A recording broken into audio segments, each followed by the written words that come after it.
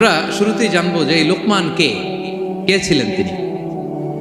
লোকমান আলাইহিস সালাম আল্লাহর প্রিয় ভাজন একজন ব্যক্তি ছিলেন, খুব বিজ্ঞ একজন মানুষ ছিলেন, খুব জ্ঞানী প্রাজ্ঞ একজন ব্যক্তিত্ব ছিলেন। দেখতে উনি কালো ছিলেন, কুৎসিত, চামড়াটা কি ছিল? কালো, ব্ল্যাক। তার মানে ব্ল্যাক হইলেই কাউকে ছোট করা যাবে না। কাজী নজরুল বড় সুন্দর লিখেছেন, কালো আর ধলো বাহিরে কেবল, ভিতরে সবাই সমান রাঙ্গা। কেটে দিলে রক্তের রং, যে কালো রঙের তার রক্ত, যে ধবধবে সাদা তার রক্ত লাল। তাহলে ব্ল্যাক হইলেই কাউকে ছোট করা চলবে না।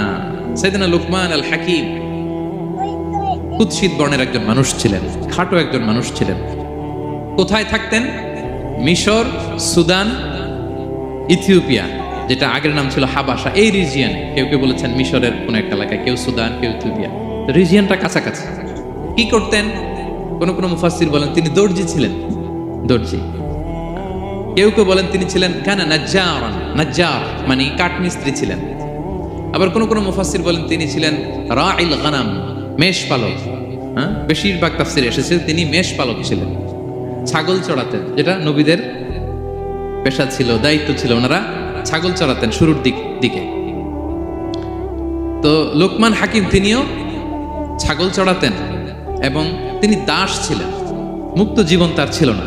তিনি একজন মনিবের আন্ডারে তার ছাগলগুলো মরুভূমিতে যেয়ে কি করতেন? চড়াতেন।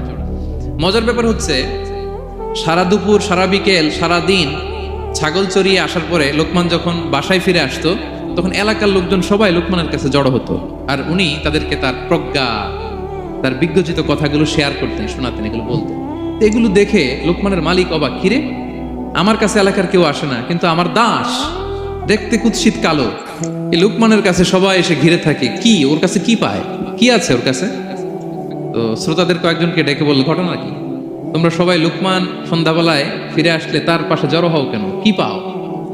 তো তারা বলল, আপনার দাস লোকমান, এটা সে সাধারণ কোনো মানুষ নয়, সে অসাধারণ মানুষ। সে এমন কথা বলে, এগুলো শুনলে জীবন পাল্টে যায়। সুবহানাল্লাহ।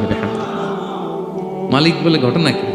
আমি ওর মালিক, কই কোনোদিন তো এরকম ওর সাথে কোনো কনভারসেশনে যাই নাই, কথা হয় নাই, আমি তো শুনি নাই, দেখি আজকে চেক করে দেখি কি ওর এত বিজ্ঞতা, এত জ্ঞান, এত প্রাজ্ঞতা কিসের দেখি।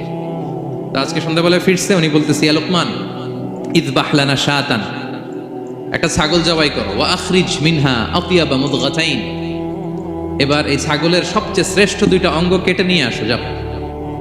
ফা আখরাজাল লিসান ওয়াল কলব, লোকমান যে ছাগল জবাই করে, ছাগলের জিহ্বাটা আর কলব, হার্ট, এই দুইটা কেটে নিয়ে আসছে, বলছে এই দুইটা শ্রেষ্ঠ।